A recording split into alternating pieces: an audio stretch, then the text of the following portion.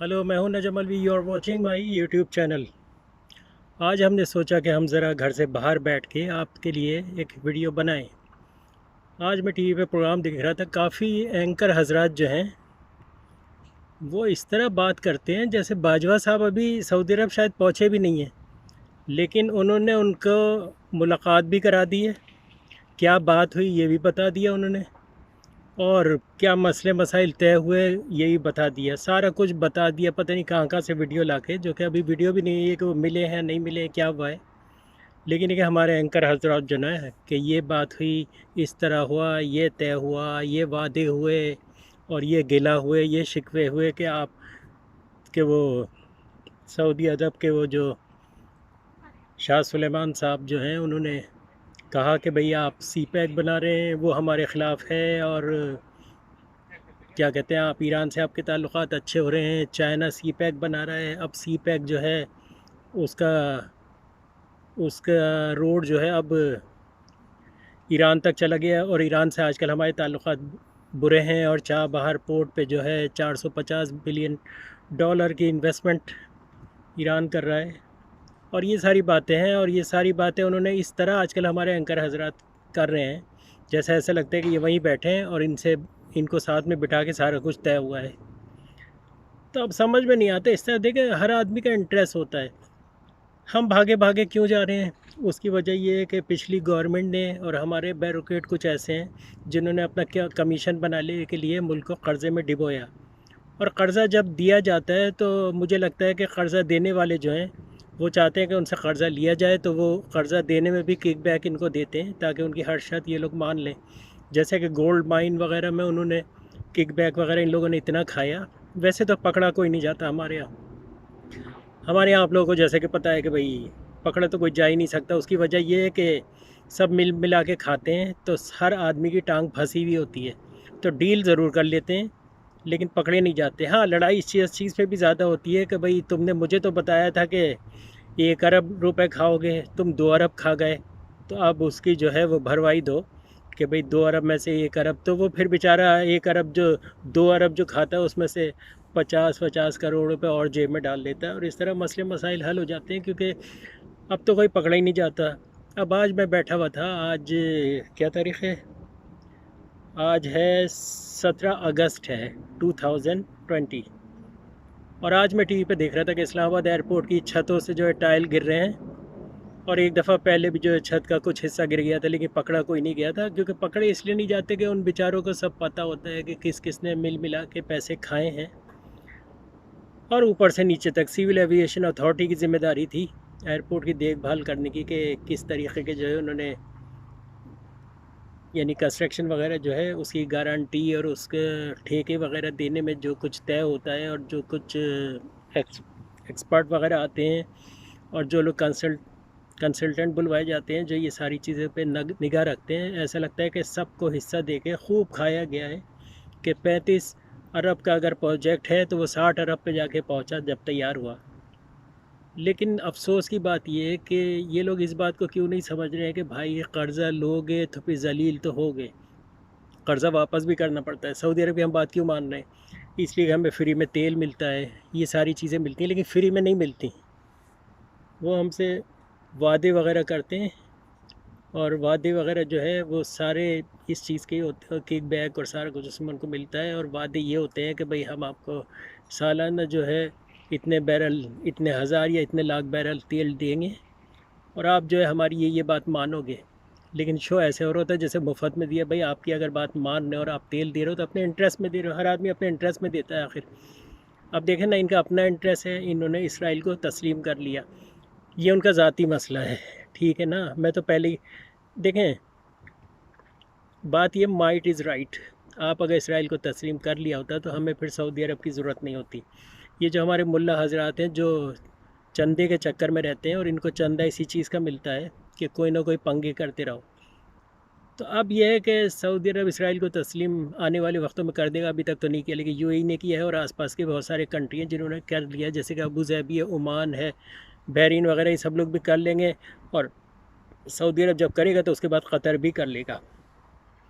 अब इस बात में भी इंशाअल्लाह कहना ही पड़ेगा, क्योंकि मेरे हिसाब से ये काम अच्छा है तस्लीम करना, और हमें इसराइल से दोस्ती कर लेनी चाहिए थी। क्या बेकार का झगड़ा किया हुआ है, जब हमने आखिर में करना ही था तो इतने पंगे काहे के थे। अगर मुशर्रफ के दौर में हो जाता तो आज हमारे सारे कर्ज़े वर्ज़े जो हैं ये सब स्टेबल हो गए होते, और हमारे यहाँ जॉबें वगैरह भी होती। लेकिन मुझे ऐसा लगता है कि कुछ ऐसे ग्रुप भी हैं जो पाकिस्तान में चाहते हैं कि हमेशा जो है गुर्बत रहे, लोगों की हालत अच्छी ना हो, लोग पढ़ लिख भी ना जाएं। अब सईद गनी है, आज फरमा रहे थे हम कराची को ये देंगे वो देंगे वो देंगे। अभी पीछे इकराल हसन ने उनके इलाक़ों के स्कूलों के मास्टरों का इंटरव्यू लिया जिन्हें कौमी तराना नहीं आता था।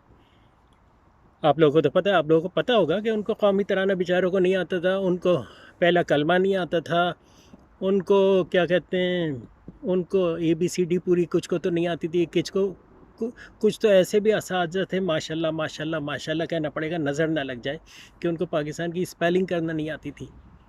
तो ये सारी प्रॉब्लम है, ये टीवी पे दिखाया जाता है, लेकिन ना तो कोई पकड़ा जाता है, ना कोई सस्पेंड होता है, ना कोई टर्मिनेट होता है, और काम उसी तरह चलता रहता है। सईद गनी जो है, मैं तो कहता हूँ सईद गनी से जो है दो का पहाड़ा पूछ लेना चाहिए कि भाई दो का पहाड़ा आता भी है। एजुकेशन मिनिस्टर जो है हमारे, उनका कम अज़ कम और एक और काम करना चाहिए। और हमारा एक ही इदारा है जिसकी लोग अभी भी रेस्पेक्ट करते हैं, यानी उनकी अभी रेस्पेक्ट बाकी है, उनकी रेस्पेक्ट लोग करते हैं अभी भी। और क्या कहते हैं, वो हमारा आर्मी का इदारा है, उनकी रेस्पेक्ट लोग बहुत ज़्यादा करते हैं। और हर आदमी चाहता है कि ये सारे प्रॉब्लम हर चीज़ में जो है उनका कंट्रीब्यूशन होना चाहिए आर्मी का, और आर्मी जो है इन किस्म के कामों में निगरानी करे। हमारे यहाँ जो तरक्याती काम होते हैं उस पर कोई एक चेक एंड बैलेंस होना चाहिए, कोई नेशनल सिक्योरिटी काउंसिल होनी चाहिए जो हमारे तरक्याती काम की को वॉच करे। यानी रोड बना नहीं है, इफ्तिताह में 4 करोड़ रुपए खर्च हो जाते हैं, प्रोटोकॉल ये वो सिर्फ एक तख्ती मार्बल की लगाने में, और वो जो है 5 साल में तो तैयार होना नहीं होता है, तो दूसरा आता है तख्ती तोड़ के और अपनी लगा के रोड बनाता है, फिर ये चीख रहे हैं तख्ती तो हमने लगाई थी, हमारा प्रोजेक्ट था। अच्छा आप ये देखो ना, यानी बेशर्मी की हद है कि टीवी पे दिखा रहे हैं कि हमने जो है मोटरवे बनाया और तुर्की ने बनाया है। तो क्या हमारे यहाँ सब हैंडीकैप हैं, हम मोटरवे भी नहीं बना सकते? हमारी पाकिस्तान आर्मी जब जब प्लेन बना सकती है, टैंक बना सकती है, सब कुछ बना सकते हैं, तो फिर हम मेट्रो क्यों नहीं बना सकते? हम तुर्की से कर्ज़ा लेके वहाँ की बसें 1 करोड़ की बस 5 करोड़ में या 16 करोड़ में ख़रीद के, क्योंकि बीच में बस सारा किक बैक होता है, यानी जितने की बस होती है उससे 2 गुना ज़्यादा जो है वो हिस्सा होता है।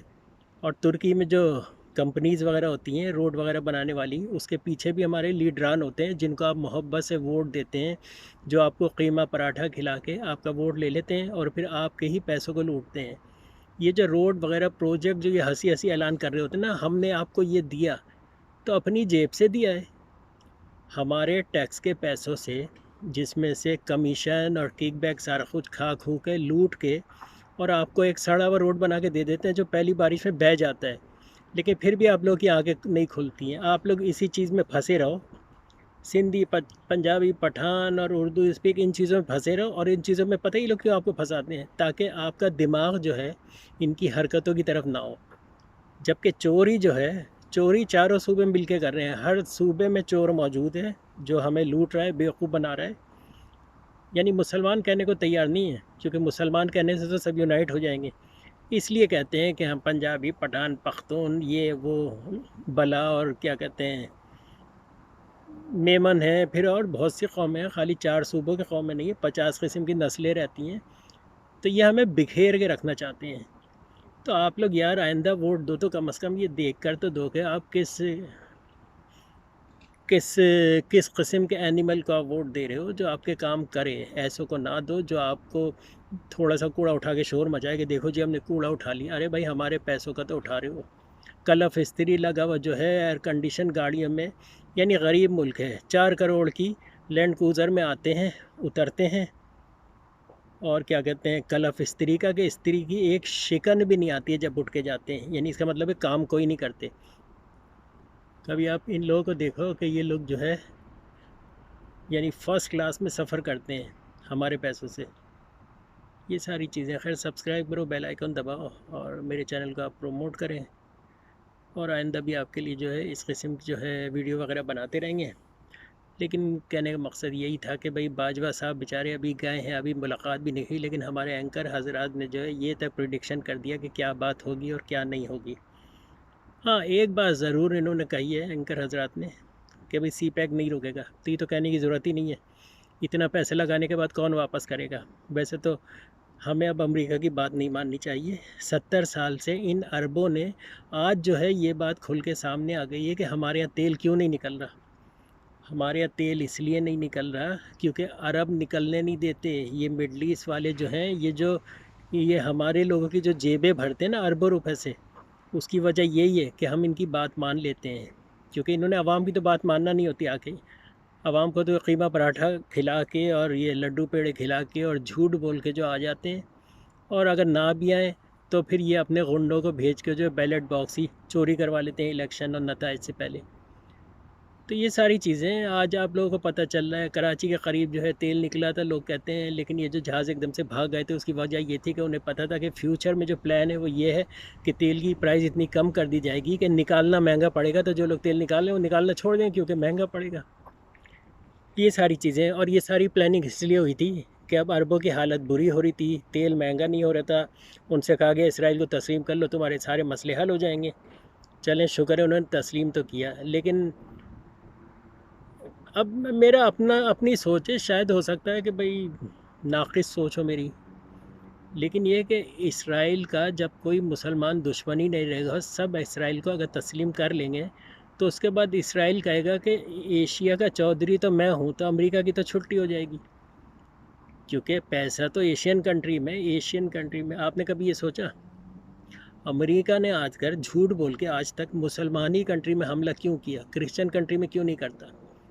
क्योंकि भाई वही सलीबी जंगें चल रही हैं। क्रिश्चियनों ने मुसलमानों को मारना है, फिर मुसलमानों ने उन्हें मारना है, फिर उन्होंने इन्हें मारना है। दुनिया इसी तरह चलती रहेगी। हाथ पाँव, ब्लड, शक्ल सूरत, हर काम का तरीक़ा हम सब का एक ही है। लेकिन एक तरीक़ा है, वो ये है कि अब हम सबके सब अल्लाह ताला को मानते हैं, लेकिन ये तो डिवाइड करने का तरीक़ा यही है कि भाई मैं ज़्यादा अफजल हूँ, मेरे ज़्यादा करीब अल्लाह ताला है, मेरे ख्वाब में आते हैं।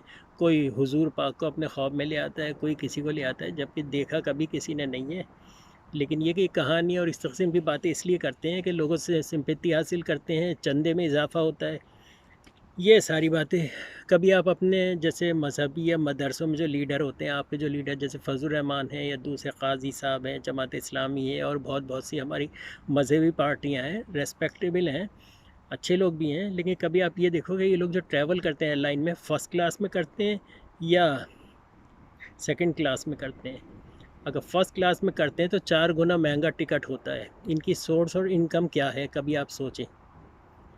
ये चंदे के पैसे ही खा रहे होते हैं। मदरसों से आप यूरोप अमेरिका हर जगह बैठ के जो है ये कैरियोट या टेक वे या मुख्तलिफ़ जगह जाके जो लाल पीले नीले गल्ले रखे होते हैं ना, उसमें खुदा के वास्ते आप पैसे नहीं दें। वो पैसे अपने घर में एक शीशी में जमा करें और साल के एंड में जब भी आपका राउंड लगे अपने हाथ से अपने लोगों की मदद करें। पहले अपने रिश्तेदारों में देखें कि कौन मुस्तहिक़ है, फिर उसके बाद पड़ोस में देखें, मोहल्ले में देखें या किसी गरीब को ढूंढ के दें। लेकिन ये चैरिटी तंजीमों के ज़रिए जो आप पैसे देते हैं, वो पैसे वो लोग खा जाते हैं। ये क्या कहते हैं, 5 स्टार होटलों में ठहरते हैं जाके और फ़र्स्ट क्लास एयरलाइन में सफ़र करते हैं, फ़र्स्ट क्लास में सफ़र करते हैं, जिसके प्राइस अगर इंग्लैंड से पाकिस्तान जाएं तो उस फ़र्स्ट क्लास का किराया जो है वो 4 और 5 हज़ार पाउंड में आता है, डॉलर में आता है, यूरो में आता है, एरो में आता है। ये सारी बातें तो आप ज़रा होश के नाखुन लें। आप इस तरह पैसे नहीं देंगे। आपने 1 पाउंड डाल दिया हो, बहुत बड़ा काम कर दिया। मैकडोनल्ड के ऊपर आपके जो है वो गल्ला रखा हुआ है, उसमें आपने कॉइन्स डाला, चलें वो तो रेड क्रॉस को चला जाता है। लेकिन रेड क्रॉस वाले भी 5 स्टार होटलों में ठहरते हैं, उनके लोगों की भी तनख्वाहें जो 80 90 हज़ार डॉलर होती हैं। तो ये सारी बातें आप इन सारी चीज़ों को सोचें और कम से कम अब तो हर गांव देहात की हर खातून के औरत के हाथ में, हर खेतों में काम करने के हाथ में स्मार्टफोन है। और मैं इसीलिए आपको मैसेज दे रहा हूँ कि आपके फ़ोन में मैं आऊँगा कभी ना कभी, तो आप कम से कम मेरी बात को सोचें कि आपके ऊपर के जो लोग हैं, चौधरी हैं, वडेरे हैं या ज़मींदार साहब या दूसरे लोग हैं, वो लोग आपको बेवकूफ़ बना रहे हैं। आप उनके कहने से वोट नहीं दो, आप नए आदमी को दो। पुराना आदमी 5 साल में अगर आपको रोटी और घर और रोटी कपड़ा मकान नहीं दे सका तो आगे नहीं देगा अगर आप खेतों में काम कर रहे हैं। क्योंकि शहर वालों को तो पता चल गया, शहर वालों को शुरू थोड़ा सा वो होता है कि भाई उन्होंने वोट किसको देना है, लेकिन उसमें भी वो ये देखते हैं कि भाई हमारा गिराव ही हो। अब रिश्वत लेने वालों का एक बहुत बड़ा ख़ानदान बन गया है और वो ख़ानदान वाले ज़ाहिर बात है उसी को वोट देंगे जो उनको रिश्वत देने में आसानी करे। लेकिन वो करते क्या है, वो आवाम का पैसा, टैक्स का पैसा, हमारा टैक्स का पैसा लूटते हैं, जिसकी वजह से हमारे गाँव में रोड नहीं बनती, हमारे गटरों पर ढक्कन नहीं लगते। अब मुराद अली शाह साहब जो हैं वो सिंध के जो वज़ीर आला हैं, वो तरक्याती काम की लिस्ट बता रहे हैं। यानी 30 साल में जो आदमी गटर साफ़ नहीं कर सकता, बारिश में नाले साफ़ नहीं कर सकता, जैसे बहुत पैसा लगता है, बहुत मुश्किल काम है, उनको जो है सेंट्रल गवर्नमेंट बजट के पैसे नहीं दे रही। आर्मी ने 2 दिन में आके साफ़ कर दिया। कैसे कर दिया? क्या कोई जादू था? ये करना नहीं चाहते। इनका तरीक़ा वारदात ये है कि पहले गटर वगैरह साफ़ नहीं करते, बारिश होती है पानी भरता है, पानी भरता है, जो बनी हुई रोडें होती हैं वो सारी रोडें, पूरे कराची की रोडें टूट गई हैं। अब नए सिरे से ठेका लेंगे, नए सिरे से पैसे आएंगे, नए सिरे से रोडें बनेंगी, ये होता है वारदात। इसलिए नाले में ढकना नहीं होता और क्या कहते हैं, कूड़ा भर दिया जाता है जान करके, ताकि पानी रोडों पे खड़ा हो, रोडें टूटें। रोडें टूटेंगी तो और बजट मिलेगा रोडें बनाने के लिए। तो ये लोग रोड बनाते ऐसे हैं जो पहली बारिश में टूट जाए। अब यूरोप की रोडें हैं, जिस मुल्क में मैं रहता हूँ, पूरे दिन बारिश होती है, पूरा पूरा हफ्ता बारिश होती है, बाज़ औक़ात या रोज़ाना बारिश होती है, रोड नहीं टूटती। और कौन सी रोड नहीं टूटती? साइकिल की जो रोड जो है, जो गलियों में जो साइकिल चलाने की रोड बनी है, वो नहीं टूटती। तो मेन रोड तो दूर की बात है। तो ये सारी बातें हमारे यहाँ रोड काहे की बनाते हैं? क्या काले रंग के तेल से बनाते हैं, या वो जो बजरी में भी जो है काला रंग डाल के बना देते हैं, जो एक ही बारिश में बह जाती है? तो आप इसलिए इस चीज़ को सोचो, इस चीज़ के बारे में सोचें कि आपको किस तरह ये लोग लूट रहे हैं। मैं तो कह रहा हूँ भाई, पूरा इदारा जो है आर्मी के हवाले कर दो। लेकिन एक बात बताऊँ, कहना नहीं चाहिए, अल्लाह ना करे ऐसा हो, लेकिन ये कि अगर ऐसे ही रहा ना तो अवाम इतने बददिल हो जाएंगे कि आपके लिए अवाम बाहर निकल के लड़ेंगे नहीं। अब नवाज़ शरीफ और ये जो उनकी जो बेटी साहिबा जो हैं, वो चाह रही हैं कि अवाम निकले रोडों पे, उनके लिए लड़े। कोई भी रोडों पे नहीं निकल रहा, बेचारे परेशान हैं, क्योंकि कुछ किया ही नहीं है। सबको पता चल गया है, लूटते हैं और भाग जाते हैं। मीडिया भी आज़ाद हो गया है। अब यूट्यूब के ऊपर जो है, जब इनकी बेइज्जती होना शुरू हुई तो यूट्यूब पे भी पाबंदियाँ लगा रहे हैं कि हम यूट्यूब बंद कर देंगे वरना हमारे ख़िलाफ़ कोई बात नहीं करे। अरे भाई, अगर चोर को चोर नहीं कहें तो क्या कहें आके? खैर ठीक है, चलो नहीं कहेंगे, नहीं रेस्पेक्ट करेंगे, लेकिन कोई ऐसा मुझे अल्फाज बता दें आप जो इज़्ज़तदार तरीक़े से अदा करके जो है गाली दी जा सके ईमानदारी से।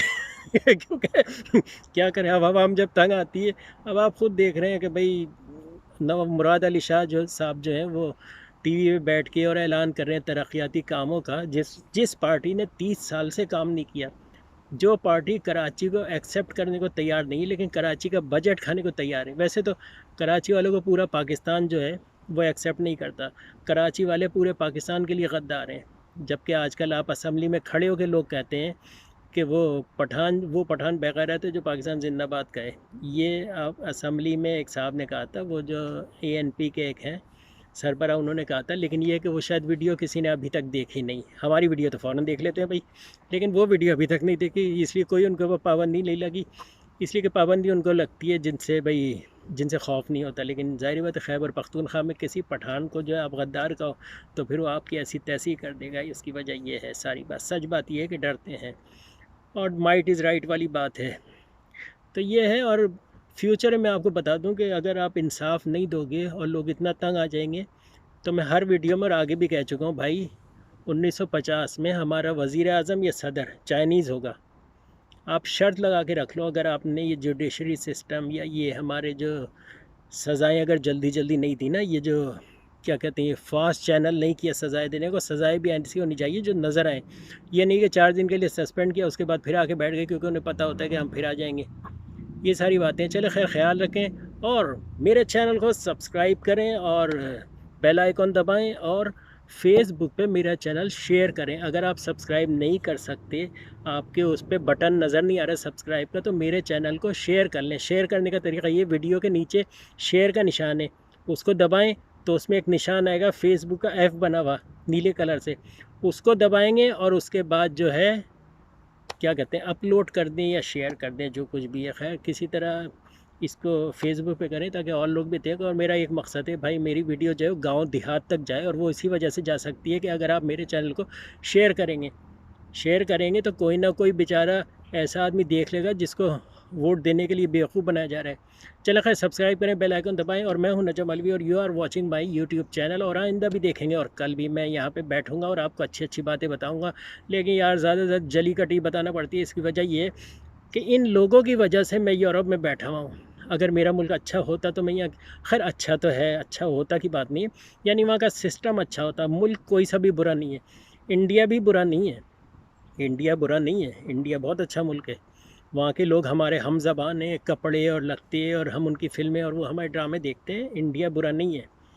लेकिन वो जो लोग बैठे हुए होते हैं ना, जो कि नफ़रत की सियासत कर रहे होते हैं, जैसे मोदी जी हैं।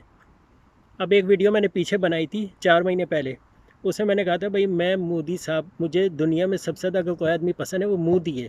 उसकी वजह ये, जब तक मोदी रहेंगे तब तक वो इंडिया के टुकड़े होते रहेंगे। मजाक में मैंने कहा था, ज़ाहिर बात है अगर वो सीरियस समझ गए तो हट गए होते। लेकिन ये है कि आप नफ़रत की सियासत करोगे। आपके मुल्क में 30 करोड़ मुसलमान हैं, आपने अपने मुल्क को डिवाइड करके रख दिया है। यानी आपने 30 करोड़ मुसलमानों को जब आपने कहा कि तुम इंडियन नहीं हो, तो वो सारे फिर जो है ऑटोमेटिकली जो है ढूंढते हैं कि हमारे ऊपर अच्छा हाथ कौन रखता है।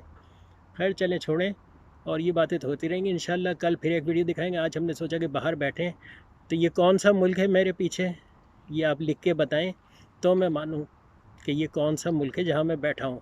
ठीक है, ख्याल रखें, खुदा हाफिज़, बाय।